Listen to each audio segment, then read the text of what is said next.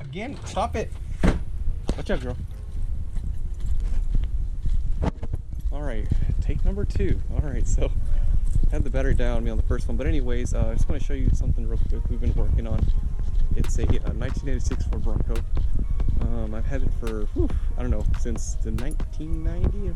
Basically, I had it since elementary school, and it's been quite some time. So anyways, real quick, I'm going to turn it on in a minute, but it's been sitting here for quite a while. I think we had it sitting for around 7 years, and until recently, we changed the fuel tank distributor, alternator, battery, you know, just those typical things that typically wear out pretty quickly on these things, especially if you don't maintain these things. But nonetheless, it's been sitting, I mean, it's running now. It's not 100% yet. We still got to do a lot of brake upgrades, steering, new tires, because these are super rotted out.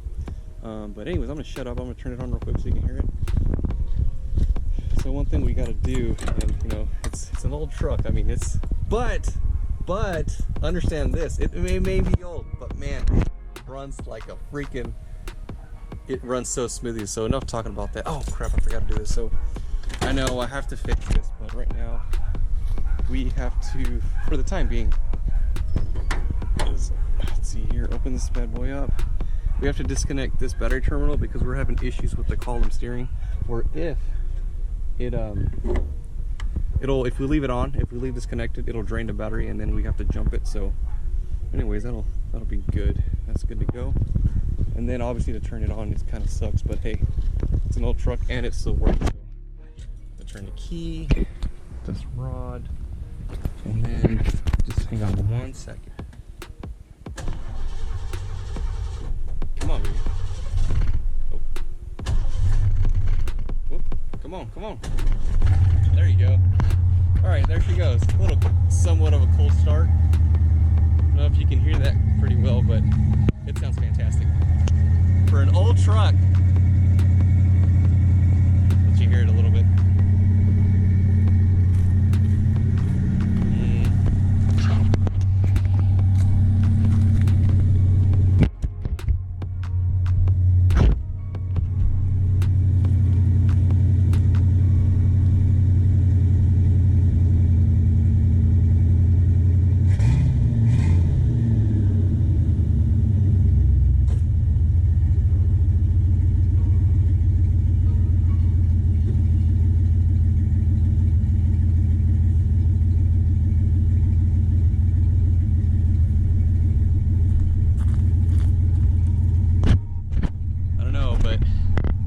Sounds good. I know it's old, but I don't know. It's just weird. It just works.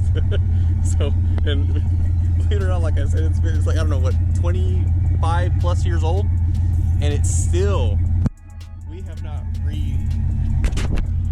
remained anything. I mean, it's still factory. I mean, like I said, the only thing we did was a new gas tank right there. That's if you're ever gonna do that, make sure you have to also change out the sending unit, and it's mounted on top. So if you're gonna take this out, and which I highly recommend, if it's like 30 plus years old or 25 plus years old, this thing is rusted to crap. The components for the oh, let me show you. I think I still have it in the garage. Hang on. For the fuel sending unit, they're just shot to you know what. So let's see if I have it. Hang on. I think I do. 1 second, bear with me.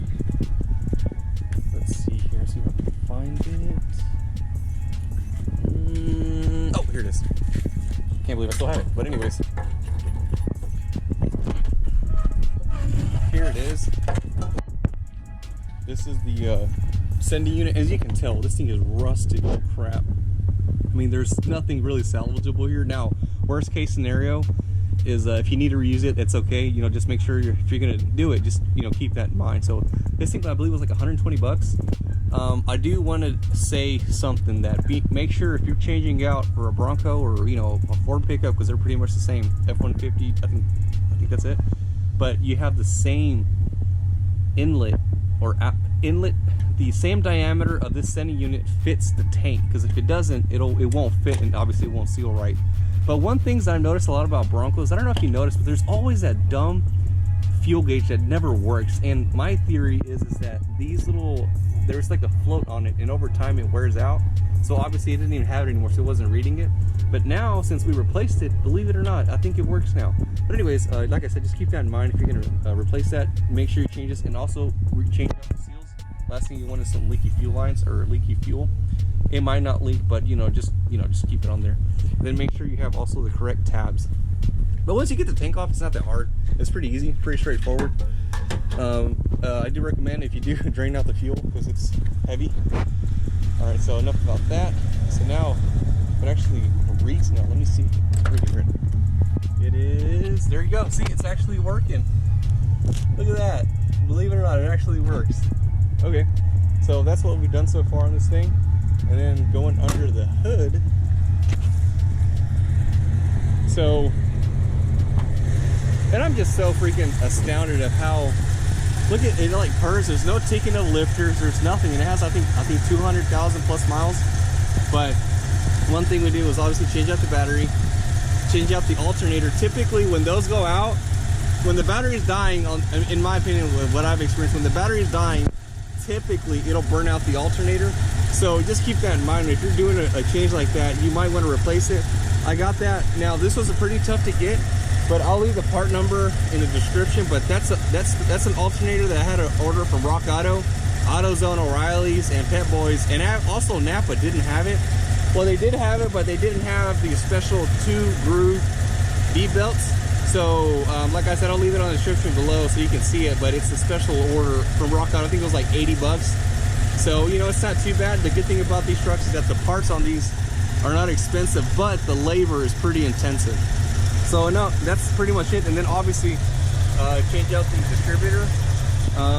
So, once we had, fuel, we had spark, everything was going good except the distributor. So if it's not running right, it can be that. I know it sounds weird, but for some reason, if it's not timed right, you have to change that. So that's what we did there. Mind you, this is a 5.0 302, very, stock motor. Like I said, nothing has done to it, and look how it purrs. I mean, I'm not sure if you can hear me or hear the audio on the truck, but it sounds fantastic. I mean, look at this. It's like there is no like ticking of the lifters. I mean, on my freaking 1350, the first time I revved it, I don't know what it did, but it threw a lifter off, and it started ticking from there on. And now look at this thing, 20 plus years and still running like a champ. So one of the things we got to do to this truck is it's been leaking a lot of oil, and when that oil touches the manifold, obviously you can see the smoke coming out. So that's something we got to do, replace the gaskets on those on both sides. But I think that's pretty much it. I think that'll be it for the engine parts for the most part. We've over time we've changed out, the power steering box. I think we have to do a full suspension. It's drooping pretty bad. It's pretty old. I mean, look at that. It's rusted. But that's down the road. And then obviously replace the brakes. There is brakes, but they don't really work well. And then tires, we got to replace those too. But I just wanted to get it running. I know it's an old project, but it's whenever we find the time to do it. We'll see. But like I said, at least it's running. It actually drives, believe it or not. And everything functions, minus the air conditioning and the heater. The rear glass works. Everything works. Like I said, there's a huge story behind this truck, and when I have some time, I'll kind of show it to you guys or tell you how it started and how it came up to this. But I mean, look at this. It's here. I mean, it purrs. I can't believe it. It still works. That's what I'm trying to say. It's 20 something years old. It's been sitting for so long. The fuel was so bad, and it still ran because we didn't drain the fuel. I wouldn't even know, but it was like 3/4 of a tank full. So we ran it just like that for fuel sitting for 10 years, and it still ran. So I thought that was pretty cool. One thing I did note is that whenever we change out the fuel sending unit and and swapped up the gas tank, it just got a little bit more power. And I'm assuming over time it never was really running good because it has 2 pumps. I think it's one in the sending unit and one up there in the front. I'm not sure, I might be mistaken, but it runs a lot better. And it actually burns out, believe it or not, now, so that's good. Just gonna drive it real quick around, show you that it actually works.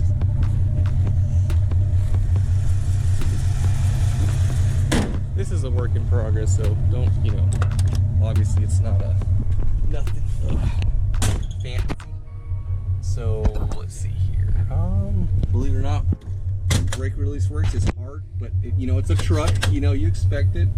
Light switches. I know I'm kind of going all over the place, but they actually work. Windshield wash fluid. Who needs that, right?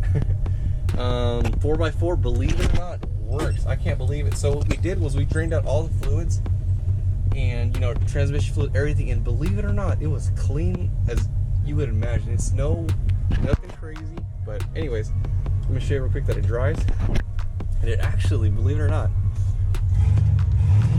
here, I'm actually gonna show you real quick. It has plenty of power now. Well, obviously it's not like a freaking, like our diesels or Mustangs, but you know.